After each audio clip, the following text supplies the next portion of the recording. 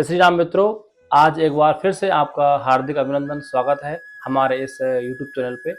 आज के इस वीडियो का विषय रहेगा आगामी 29 जून को शनिदेव कुंभ राशि के ऊपर 4 महीने के लिए वक्री होने जा रहे हैं और प्रत्येक राशि के ऊपर इसका क्या प्रभाव पड़ेगा। विश्व स्तर पर इस शनि वक्री चाल का सभी देशों के ऊपर क्या क्या प्रभाव पड़ेगा और प्राकृतिक जो एनवायरनमेंट है हमारा, उसके ऊपर वक्री शनि की वजह से क्या क्या इसका प्रभाव हमें लोग देखने को मिलेगा।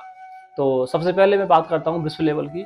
तो विश्व लेवल के ऊपर क्योंकि शनिदेव पश्चिम दिशा के कारक है, तो पश्चिम दिशा और उत्तर यूरोपियन ये जो कंट्रीज है उनके ऊपर प्राकृतिक आपदाएं, राजनीतिक उथल पुथल और जो बॉर्डर पे एक देश का दूसरे देश के साथ में मतभेद उभर के सामने आ सकता है। कहीं कहीं पर सत्ता परिवर्तन होने की भी संभावनाएं दिखाई पड़ती है। उन देशों में उत्तर यूरोपियन जो देश है जैसे कि France, Ireland, Britain, Iraq, Iran, ये जो कंट्रीज है इनके सत्ता परिवर्तन हो सकती है, यहाँ राजनीतिक उथल पुथल हो सकती है यहाँ पर, और ये जो देश है वो चर्चा का विषय रह सकते हैं। अब मैं बात करूंगा भारत की कि भारत के ऊपर जो शनि वक्री होने जा रहे हैं तमाम राज्यों में किन किन राज्यों के ऊपर इसका प्रभाव पड़ सकता है। तो जो पश्चिम दिशा से जुड़े हुए जो राज्य है उनके ऊपर इन शनि वक्री होने की वजह से प्राकृतिक आपदाएं, कहीं पर हिमपात हो सकता है, तो कहीं पर अकाल की स्थिति हो सकती है, तो कहीं पर बाढ़ की स्थिति पैदा हो सकती है। तो पश्चिम जो राज्य है उसमें गुजरात, महाराष्ट्र, पंजाब के कुछ जिले के ऊपर प्राकृतिक आपदाओं का सामना करना पड़ सकता है। गुजरात में बाढ़ जैसी स्थिति, महाराष्ट्र में बाढ़ जैसी स्थिति का सामना हो सकता है। पंजाब के कुछ जो जिले हैं, पश्चिम दिशा की ओर से जिले आते हैं, उन जिलों में अधिक बारिश की वजह से आपदा, आर्थिक नुकसान हो सकता है। तो अब मैं बात करूंगा कि 12 राशियों के ऊपर शनि वक्री का क्या प्रभाव पड़ेगा।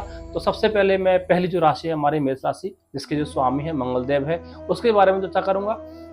मेष राशि में शनिदेव है वो 10वें घर के और 11वें घर के मालिक होकर के कुंभ राशि में वक्री हो रहे हैं। तो ऐसे व्यक्तियों को आर्थिक समस्याओं का सामना करना पड़ेगा।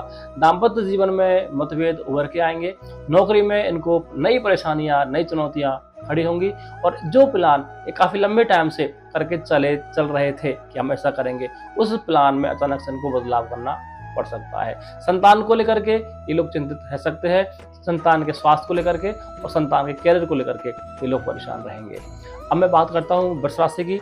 वृष राशि में शनिदेव 9th हाउस के और 10वें घर के मालिक होकर के कुंभ राशि में वक्री हो रहे हैं। तो जो लोग व्यापार से जुड़े हैं, तो व्यापारियों को नुकसान होने की यहाँ संभावना बनती है और उनको कार्य क्षेत्र में नई समस्याओं का सामना करना पड़ेगा। व्यापार बदलना पड़ सकता है, व्यापार में स्थान परिवर्तन इनको करना पड़ सकता है। जीवन साथी से वाद विवाद हो सकता है। व्यापार में अगर कोई पार्टनर है तो उसके साथ में इनके मतभेद उभर के सामने आ सकते हैं। अब मैं बात करूंगा मिथुन राशि की। मिथुन राशि में शनिदेव 8th भाव के और 9th हाउस के मालिक होकर के कुंभ राशि में वक्री हो रहे हैं। तो इनकी जो जिम्मेदारियां हैं वो बढ़ेंगी, शत्रुओं का इनका नाश होगा और इनकम के जो सोर्सेज है वो इनके कहीं ना कहीं से और बढ़ जाएंगे। 4 महीने के लिए एक नई इनकम का इजाद होगा लाइफ में। अब मैं बात करता हूँ कर्क राशि की। कर्क राशि में शनिदेव 7वें घर के और 8th भाव के ये मालिक है।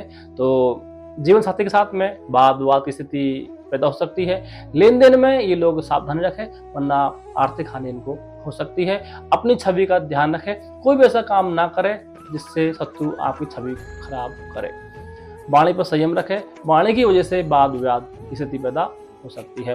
वाहन चलाते समय विशेष ध्यान रखें।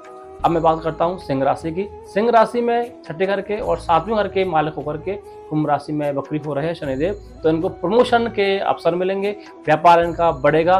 दाम्पत्य जीवन में जो मधुरता है वो बढ़ के आएगी। जीवन साथी के साथ में अगर खटपट चली आ रही है तो संबंधों में सुधार होगा। लंबी यात्रा में जाने के योग बनेंगे और जो विद्यार्थी लंबे समय से प्रतियोगिता परीक्षा की तैयारी कर रहे थे उनको प्रतियोगिता में सफलता मिलने की संभावनाएं बनती नजर आ रही है। अब मैं बात करता हूँ कन्या राशि की।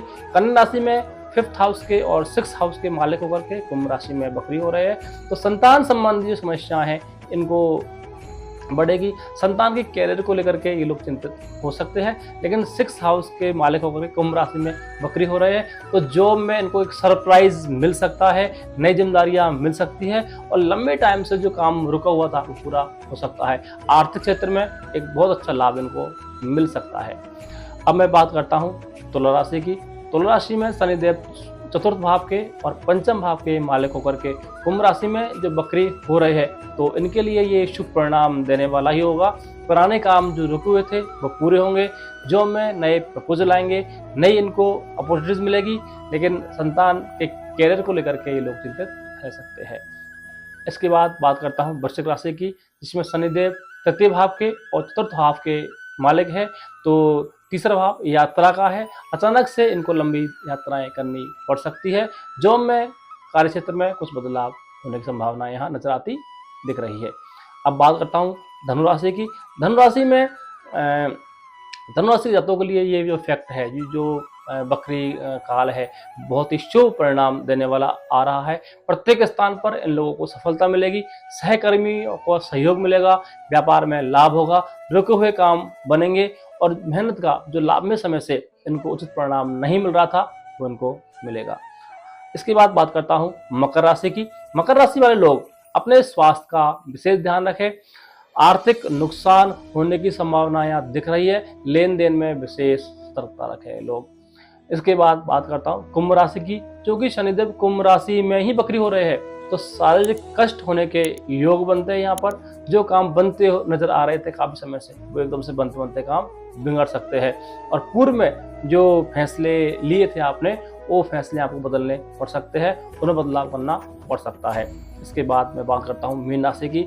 मीन राशि में 12वें घर में शनिदेव वक्री हो रहे हैं, तो खर्चे बढ़ेंगे, पैसा आएगा, लेकिन आया हुआ पैसा जो उनकी शेविंग थी वो कहीं ना कहीं एकदम से खर्च हो जाएगी।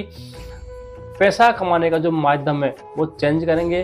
कार्य क्षेत्र में कुछ नए बदलाव इनको करने पड़ेंगे। तो ये 12 राशियों के ऊपर शनिदेव का प्रभाव है। तो उपाय के तौर पर जिन राशियों के लिए गोचर अच्छा नहीं है, बकरी काल अच्छा नहीं है, तो ऐसे लोग शनिदेव की आराधना करें, शनि चालीसा का पाठ करें। शनिवार को पीपल के पेड़ के नीचे सरसों का तेल का दीपक अवश्य जलाए। जुलाई के महीने में शमी का वृक्ष लगाना शनि के कष्टों को दूर करता है।